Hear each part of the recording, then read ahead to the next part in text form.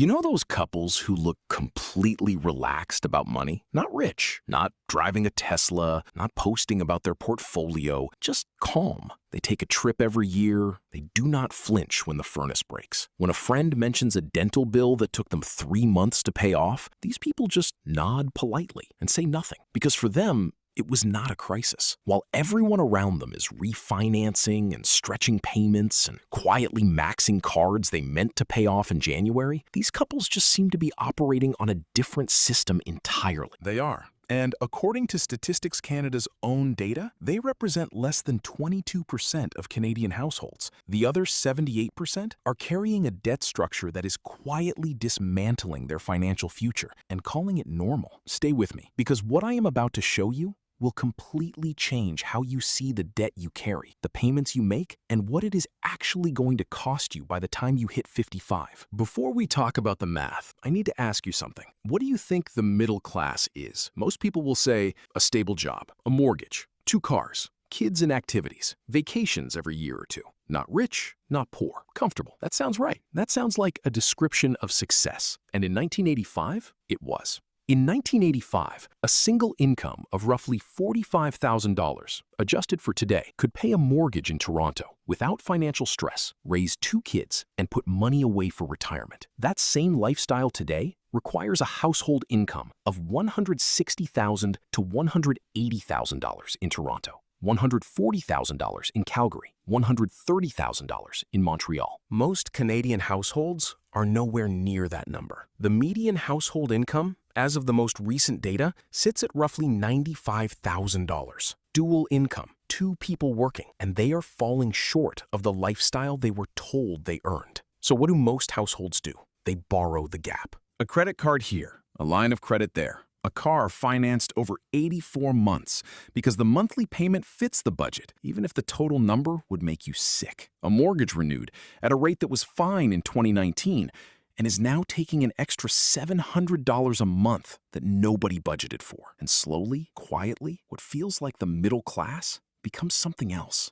It becomes a performance, the look of stability, the appearance of having arrived, financed entirely by debt. Statistics Canada's 2023 survey of financial security found that Canadian households owe, on average, $1.79 for every dollar of disposable income they earn. That number was $1.66 in 2018. It was $1.12 in 2000. Let me say that again, because I want it to sit with you. For every dollar a typical Canadian household earns after tax, they owe $1.79 to someone else. They are already behind before the month starts. Now, here is where I need you to be honest with yourself. Not with me, with yourself. If someone showed you those numbers and said, describe a person living this way, would you say they were middle class? Or would you say they were treading water? Because those are not the same thing. The middle class used to mean financial security, a buffer, the ability to absorb a shock, a job loss, a medical bill, a broken furnace, without it becoming a crisis. 53% of Canadians report that they are $200 or less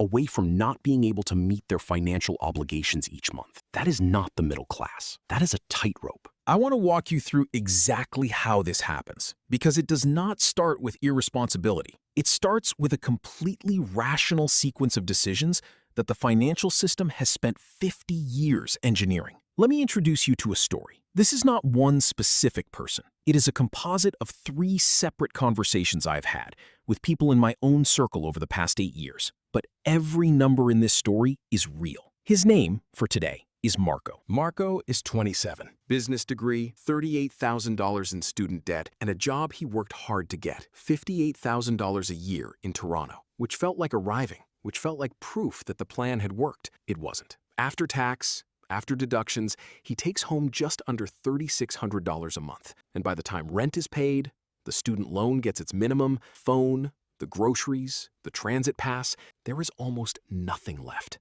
Not tight, not uncomfortable, almost nothing. $26. That is what remains at the end of Marco's month. $26 before the dentist calls, before the car makes a noise it wasn't making last week, before a friend texts about a cottage weekend in August, and Marco has to decide, again, whether he is the kind of person who can say yes to that. He wants to be. He puts it on the card. So when Marco's laptop dies in November, and he needs to replace it for work, he puts it on the Visa. When the car makes a noise in March that turns into a $2,400 repair bill, he puts it on the line of credit. When his friends are going to a cottage in August, he puts that on the card too, because he has not seen these people in months, and he is 27. And he should be able to go to a cottage, and he can. He just cannot pay for it. By the end of year 1, Marco has 2 debts he did not have 12 months ago. He knows roughly what they are. He does not look too closely at the total. His minimum payments come out automatically. He adjusted, he managed, he handled it. That is the mistake, not the spending, the adjusting, the normalization of carrying debt as a standard feature of adult life. 3 years pass. Marco gets a raise, real money. The kind that feels like a turning point. He and his girlfriend move into a bigger apartment because the old one was genuinely too small for 2 people. And that is not an unreasonable thing to want. They get engaged. There is a wedding to think about, and a wedding costs money. And they decide to handle that when it gets closer. The car needed a second major repair in 8 months, so when the dealer offered him nothing down and a monthly payment that fit inside the new budget, he took it. Of course he took it. It was the rational decision. Every single one of those choices was reasonable. That is the thing nobody talks about. Marco did not make a series of reckless decisions. He made a series of completely understandable ones.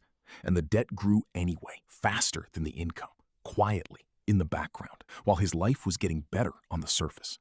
This is what the financial industry calls lifestyle growth. What they do not tell you is that there is a version of lifestyle growth where the lifestyle is real and the growth is borrowed, and the bill comes due slowly enough that you do not feel it arriving until it is already very large.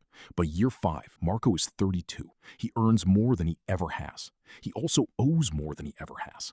Consumer debt alone, not counting the car, not counting the student loans, is pushing $30,000. His monthly interest charges are eating close to $500 before he buys a single thing. His TFSA has $800 in it from a resolution he made in January and forgot about by March. He has not looked at his net worth on paper because some part of him already knows the number is negative. He looks middle class, feels it most days.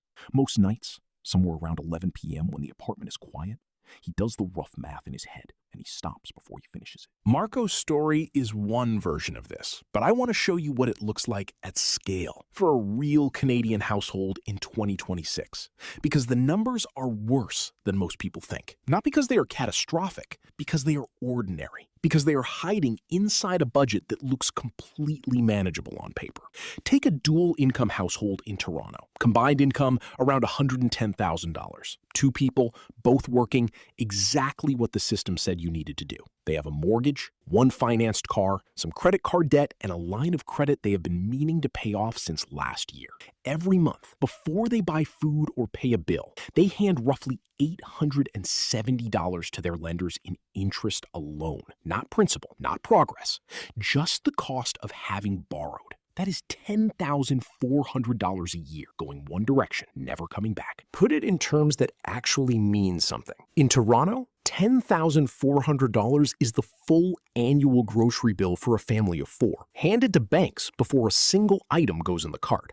In Vancouver, where debt loads run slightly higher, it covers nearly a year of private school fees for 1 child. In Calgary, it is 2 family vacations and still money left over. In Montreal, it is 14 months of daycare, which, if you have ever paid for daycare in this country, you know is not a small number. Every year.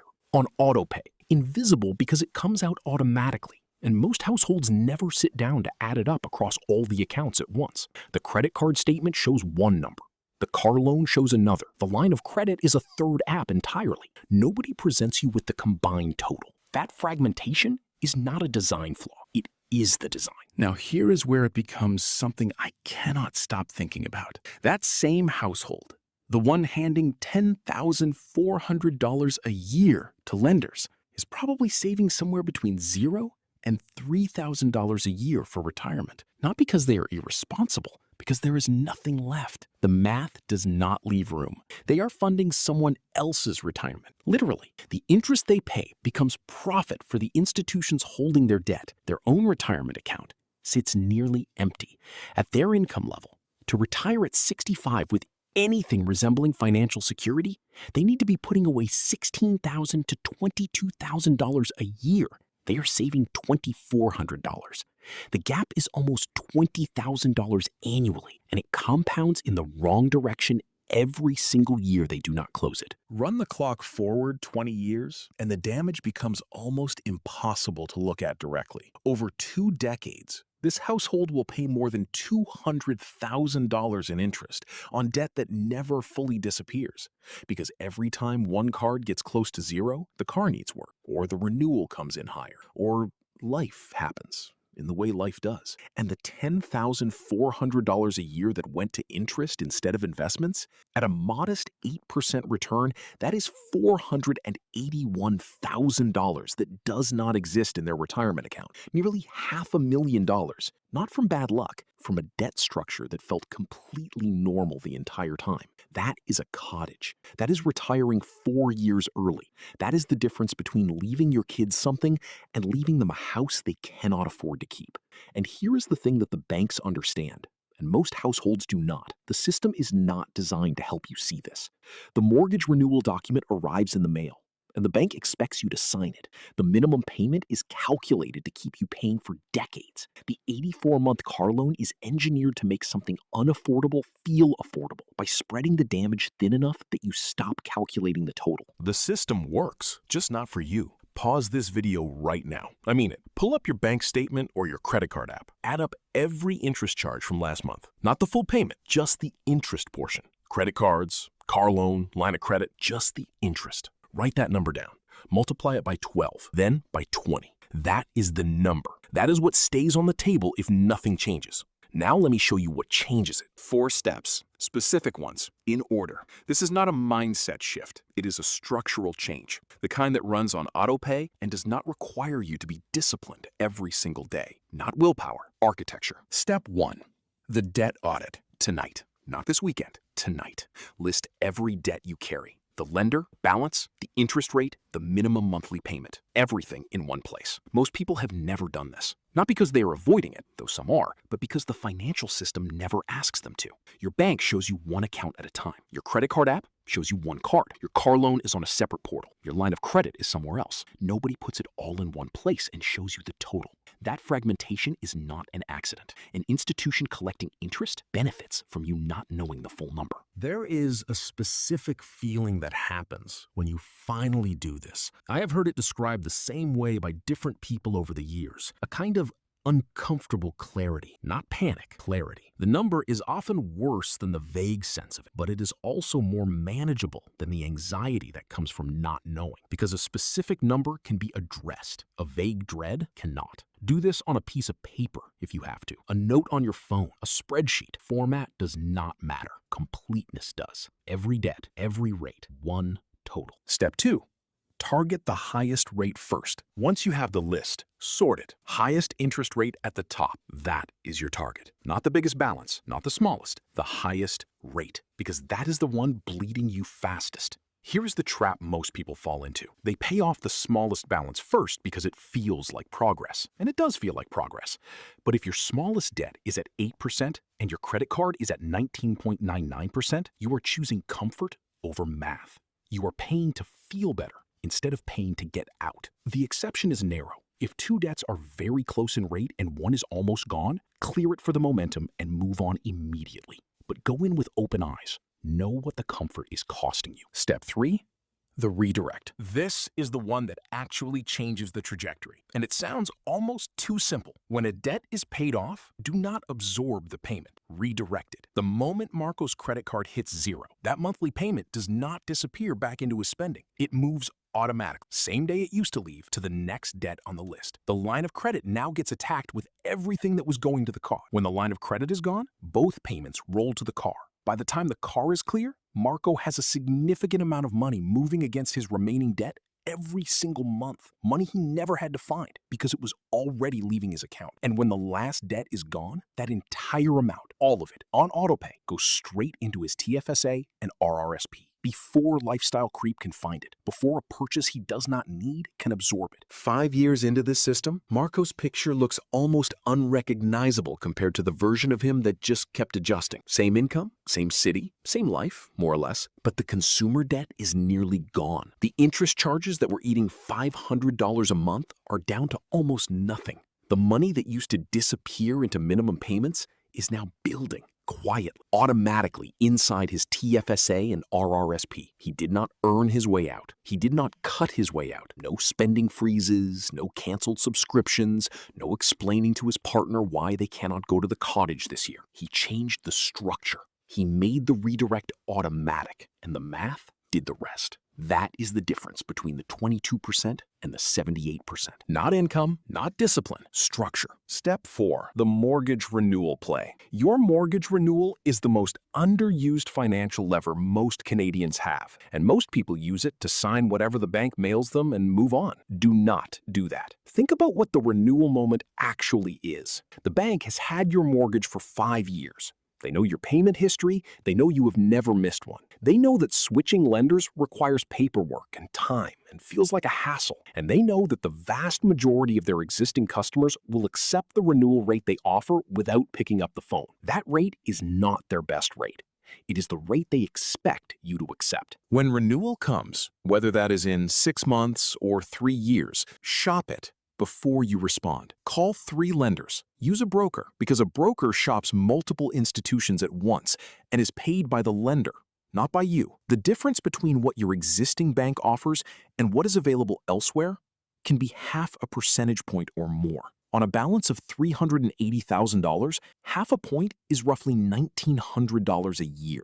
That is not a rounding error. That is a summer of groceries. 2 more things to do at that same moment. If you are carrying consumer debt at a high interest rate, ask whether rolling it into the mortgage makes sense. A $20,000 line of credit at 8.5% absorbed into a mortgage at 5.5% saves real money immediately, as long as you close the line of credit afterwards and do not reopen it. And switch your payment to accelerated biweekly, not regular biweekly, accelerated. The difference is 1 extra full payment per year applied directly to principal. On a standard 25-year mortgage, that single change reduces your amortization by roughly 3.5 years and saves tens of thousands in interest over the life of the loan. 1 phone call, 1 checkbox, no extra income required. 3 decisions at 1 moment, all of which cost nothing to make. Most people skip all 3. Before I close, 5 patterns I have watched quietly destroy middle-class financial progress. Not dramatic failures, ordinary ones. Mistake 1, treating the minimum payment as the full payment. The minimum payment on a credit card balance is not a repayment plan. It is a subscription. A $9,000 balance at 19.99% paid at the minimum will take over 30 years to clear and cost more in interest than the original debt. The bank designed the minimum to be small enough that you keep paying indefinitely. That is the product. Mistake 2, upgrading the lifestyle before the debt is gone. Every raise, every bonus, every tax return that gets absorbed into lifestyle before the debt is gone is compounding the problem. At the exact moment it feels like progress. The debt does not celebrate your promotion. It charges the same rate on Friday as it did on Monday. Mistake 3, treating a HELOC as an emergency fund. A home equity line of credit is not savings. It is debt with a friendly name. When something goes wrong and you draw on it, you have added to your financial burden at the exact moment you can least afford to. A real emergency fund is 3 to 6 months of expenses sitting in a high-interest savings account, earning interest instead of charging it. Available without creating new debt. Mistake 4, optimizing for feeling better instead of getting out. Paying off the smallest debt first because it feels satisfying is a trade. You pay a real mathematical cost in exchange for an emotional reward. Sometimes that trade is worth it for the momentum, but make it consciously, with open eyes, knowing exactly what it costs. Then move immediately to the highest rate. Mistake 5, never running the retirement number. Most people have a vague intention to save for retirement. They contribute when it feels possible. They tell themselves they will get more serious about it next year when things settle down. Next year comes. Things do not settle down. The contribution stays small or does not happen at all. Here is what you need to retire at 65 with $60,000 a year in income after CPP and OAS, which together might give you $18,000 to $22,000, depending on your contribution history. You need somewhere between $800,000 and $1 million in investable assets. That is not a luxury retirement. That is a stable one. No financial stress, enough to cover emergencies, enough to leave something behind if you want to. If you are 35 today and have $20,000 saved, closing that gap requires roughly $1,650 a month for the next 30 years at a 7% average annual return every month for 30 years. Most middle-class households cannot do that right now, not because they earn too little, but because the debt structure they are carrying does not leave room. The interest payments absorb the money that should be building the future, and every year that passes with the gap unfilled, the required monthly contribution to close it goes up. At 40, that $1,650 becomes $2,100. At 45, closer to $3,000. The math accelerates in the wrong direction the longer you wait.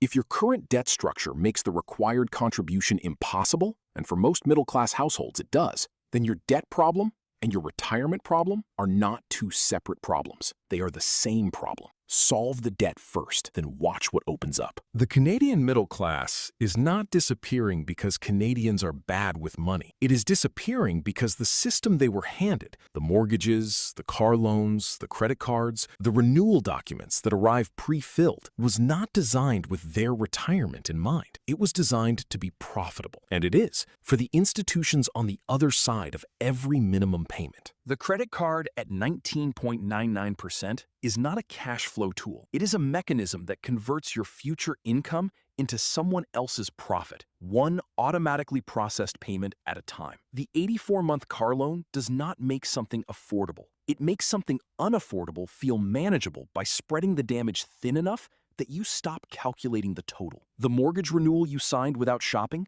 cost you money you will never see, not because you made a bad decision, but because nobody told you to look. And here is the part that I find hardest to sit with. The people living inside this system are not living badly. They are doing everything they were told to do. They got the degree, they got the job, they got the mortgage. They are responsible, working, trying adults, and the structure around them is quietly extracting from them while they sleep. Marco is not a cautionary tale about someone who failed. He is a portrait of what happens when a completely reasonable person follows a completely normal path inside a system that was not built for his benefit. The system is not broken. It is working exactly as designed. The question is whether you are going to be the person it works on or the person who understands it well enough to use it differently. 3 things. Do them before this week is over. List every debt, balance, rate, minimum, in one place. Look at the total. Find your highest interest rate. That is where the extra dollar goes every time. Take your monthly interest total, multiply by 12, then by 20. Write that number down somewhere you will see it. Let it be the thing that makes you move. If you want the spreadsheet I use to run these projections, the one that shows your year 1, year 5, year 10, and year 20 picture based on your actual numbers, drop a comment below. Enough requests and I will build it out and share it. And if any part of Marco's story felt familiar, if you recognized yourself somewhere in that budget or in those interest charges, subscribe, because the next 22 videos build on exactly what we covered today. The middle class does not have to disappear, but it is going to take people who understand the math well enough to stop quietly funding someone else's future instead of their own. I will see you in the next one.